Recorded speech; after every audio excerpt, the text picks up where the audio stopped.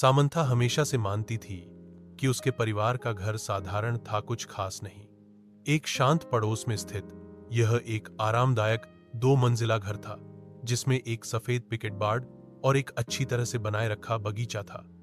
फिर भी जैसे ही वह एक दोपहर धूल भरे अटारी में घूमते हुए उसकी नजर कुछ असामान्य पर पड़ी।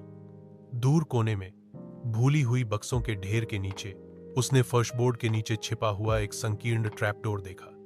जिज्ञासा पर चौंक कर वह घुटनों के बल बैठी और उसे खींचा। नीचे स्थित छोटा सीढ़ीदार मार्ग एक धुंधले बासी सुरंग की ओर जाता था। दीवारें पत्थर से बनी थीं और एक हल्की ठंडी हवा अंदर से फुसफुसाती हुई प्रतीत होती थी। दिल धड़कते हुए सामंथा सावधानी से नीचे उतरी, उसकी टॉर्च अंधेरे को चीरती हुई। सुरंग उसकी अपेक्षा से कहीं अधिक लंबी खिंची हुई थी।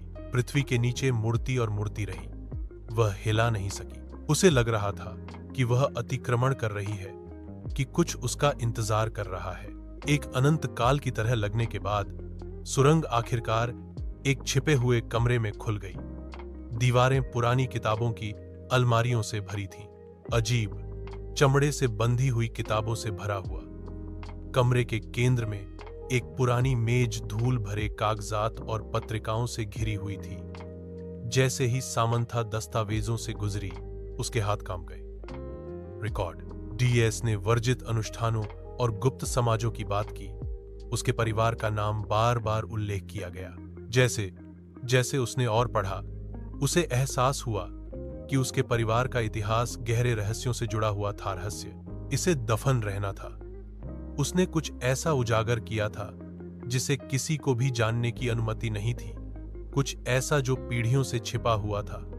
जैसे ही खोज का भार उस पर पड़ा, उसने सबसे हल्की आवाज सुनी।